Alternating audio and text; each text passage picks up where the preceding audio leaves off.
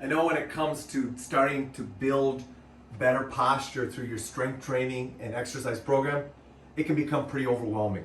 So I want to take you through 3 band training concepts that I think are important to make sure are installed into your weekly workout routine so that you have the opportunity to go ahead and truly work on postural strength, postural stability, postural mobility, as we've talked about it in the past. So let's go ahead and let's talk about all 3 of those right now. The first band training concept I want you to go ahead and instill is utilizing attached band training. So I have a yellow band attached here. Why is it important to work on attached band training when it comes to postural strength? Well, first and foremost, if I go ahead and I simply come into the band and I do a chest press, I'm immediately going to go ahead and have this force pulling back against me, which is going to engage my trunk. If I'm utilizing a staggered stance and my trunk is engaged, my low back is very unlikely to compensate.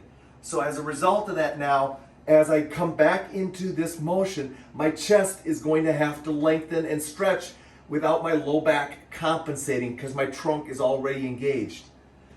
Next thing it does, by attaching the band specifically to your hips, it frees up your hands and feet to go ahead and move around in different planes of motion so you can challenge your posture in multiple planes. Our body is 3-dimensional.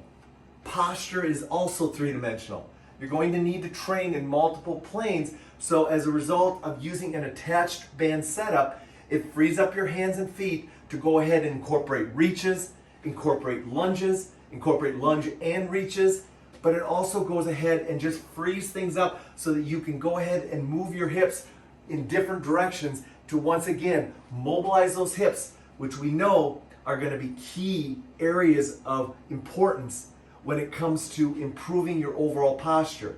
Remember, posture starts from the ground up. So that means that we need mobility through our ankles and our hips in order to position our pelvis effectively onto our hips, which then goes ahead and allows our low back to line up and then allows our upper body to position ourselves over our hips and pelvis. So training from the ground up. That's why attached band training is so important, because it allows you to easily train on your feet and also utilize your hands and feet to do multiple types of movements. Next key to band training and in helping you improve your posture is utilizing a split stance. Now, why do I want to go ahead and utilize a split stance? Well, by placing myself in a split stance to do my pushes, my split squats, even reverse lunges, or any other types of pulling or pressing movements, it immediately places my low back into a neutral position without me having to worry about it. So now, with my low back neutral, I'm not going to go ahead and compensate through my low back, which is now going to allow me to open up my chest and utilize my upper body more effectively. That's going to be an important key to training with bands and helping improve your posture. A split stance is also how we ambulate, how we walk. And we know that our body is set up to go ahead and be designed to walk. So by utilizing this split stance, we immediately take advantage of that blueprint by activating our trunk and engaging our trunk. It's also going to go ahead and open up our hip flexors on either side, depending on which leg is behind us.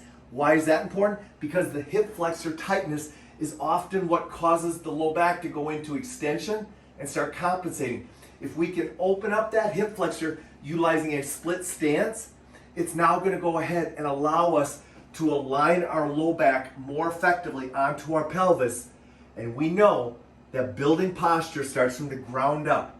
And by training on our feet, and specifically training in this split stance, it's going to allow us to neutralize things from our low back down. So now, once again, our upper body has to go through ranges of motion to improve that posture.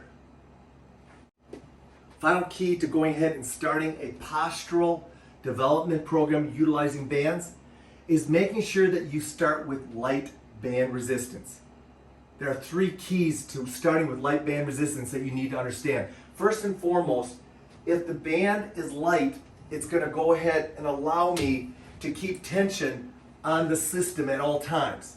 That's going to be very important because that tension is what's going to engage our trunk and our stabilizers so that as we go through a movement, for instance, like an opening, a shoulder or chest opener, it's going to allow us to keep and go through a full range of motion. If the band tension is too high, we're going to be inhibited and we're not going to go through full ranges of motion or take full advantage of the band as a resistance tool or a stabilization tool because it's too heavy. I would rather have you go through and use smaller bands, keep tension on the system, and go through full ranges of motion slowly and for longer periods of time so that your body can learn to move through full ranges of motion, and your stabilizers can be effective at making sure you're not compensating. So as a result of that, now you actually start to juice up your joints and improve your overall posture.